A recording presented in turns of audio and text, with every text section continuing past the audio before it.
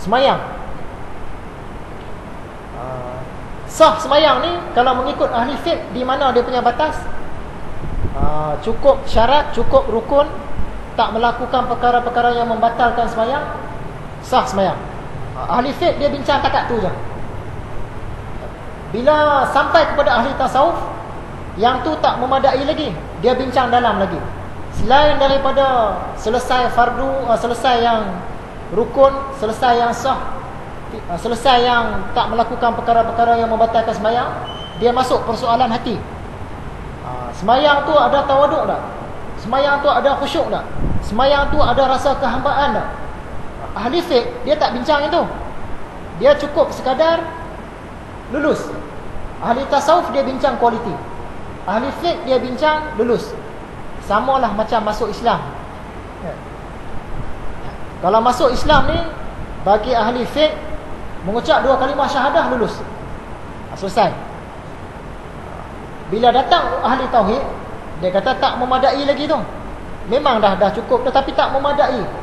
Sekadar ucap 2 kalimah syahadah, betulkah dia sembah Allah? Kena belajar ilmu tauhid.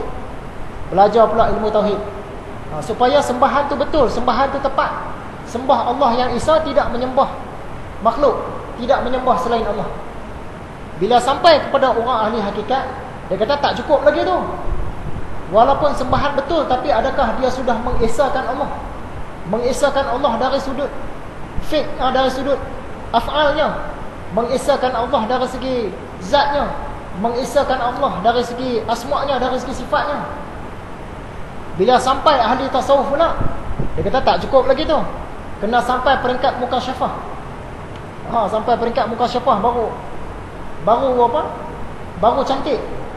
Jadi berbeza. Kalau bagi ahli fiqh, dia selesaikan yang tahap lulus.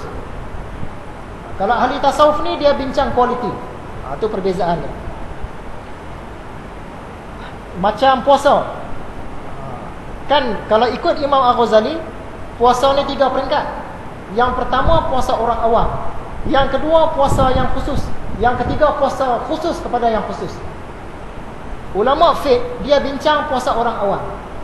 Macam mana yang dikatakan puasa orang awam? Tidak makan, tidak minum, tidak melakukan perkara-perkara yang membatalkan puasa. Cukup. Selesai puasa dia. Bila pergi kepada ulama tasawuf, yang tu tak cukup lagi. Selain daripada itu, kena jaga mata, kena jaga telinga, kena jaga percakapan, kena jaga kaki daripada melangkah ke tempat-tempat yang tak sepatutnya. Dia naik lagi, atas lagi. Tasawuf juga, orang yang puasa dia untuk Allah semata-mata, untuk peringkat tinggi. Kita pun mungkin tak sampai, ya? Kita dapat peringkat kedua pun jadilah. Jadi itulah perbezaan. Ulama fiqh dia menguruskan hal untuk lulus. Ulama tasawuf dia menguruskan hal kualiti. Sebab tasawuf ni konsep dia untuk mencantikkan fiqh. Itu cerita dia.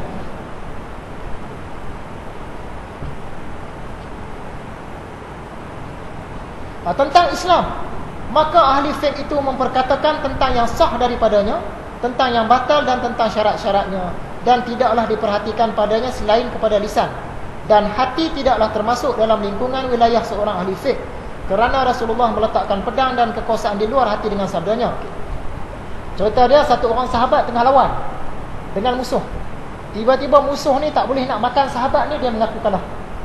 Cara dia mengaku kalah dengan mengucap 2 kalimah syahadah, La ilaha illallah Muhammadur Rasulullah. Tapi sahabat ni tengah berlawan tadi ni, dia kata orang ni tipu kot, dia bunuh orang tu. Kalau ikut Nabi Muhammad, orang yang macam itu tak boleh bunuh. Cukup dia ucap tu, cukup. Itu fake dia. Hati dia tak payah ambil tahu dah. Dia ucap saja, dia kira selamat. Dia ucap, dia kira selamat. Jadi fake ni dia kira batas lulus. Batas lulus dia setara itu. Tapi bila sampai kepada tasawuf, dia yang batin-batin pun dia ambil kira, yang kualiti. Kita nak beli buah kan, Mat pergi kedai Ustaz, beli buah temikai. Mat pun pergi kedai, nampak buah temikai. Tahu okey berapa buah temikai ni? Okey, 1 biji RM9. Okey, beli. Dia asal nampak buah temikai, beli je. Dari segi fake lulus. Tapi kalau tasawuf, dia pergi sana, dia uji lagi, buah temikai ni manis ke? Manis tak buat demikian? Berat ambil daripada ni, daripada ladang yang mana? Nak tahu tuan ladang dia. Dia kualiti buah tu tadi. Kalau fiqh cukup buah demikian, okey beri terus. Kalau tasawuf dia tengok yang dalam sekali. Kualiti. Jadi ringkasnya fiqh ni untuk tahap lulus, tasawuf dia mencantikkan fiqh. Seolah-olah satu permata. Fiqh tu satu permata. Tasawuf ni dia menggilap permata tu tadi bagi bersinar lagi. Itu cerita dia. Kata Nabi Muhammad, aku diperintahkan memerangi manusia sehingga mereka mengucapkan la ilaha illallah. Apabila telah diucapkannya, maka terpeliharalah darah dan hartanya daripada aku. Hadis riwayat Bukhari dan Muslim. Bila satu orang tu dia mengucap dua kalimah syahadah, Islam lah tu. Dia kata, ya Islam lah tu. Dengan niat dalam. Kita tak payah nak selidik dalam-dalam lah. Dari segi fiqhnya lulus. Dari segi dalaman dia, Allah sajalah yang tahu. Mengenai semayang, maka ahli fiqh itu berfatwa dengan sah. Ni yang kita cerita tadi. Kalau menurut fiqh, semayang tu cukup rukun, cukup syarat, tak melakukan perkara-perkara yang membatalkan semayang, selesai semayang, lulus. Tapi kalau ahli tasawuf, yang tu tak cukup lagi. Dia kena tengok semayang tadi tu ada kehambaan ke tidak, ada perasaan cinta kepada Allah ke tidak, ada tawaduk khusyuknya ke tidak.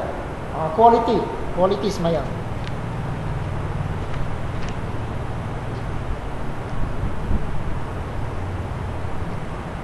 Solat semacam itu tidaklah bermanfaat di akhirat. Satu orang ni dia semayang,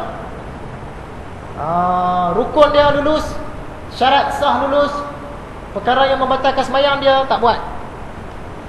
Tapi hati dia duk fikir benda lain.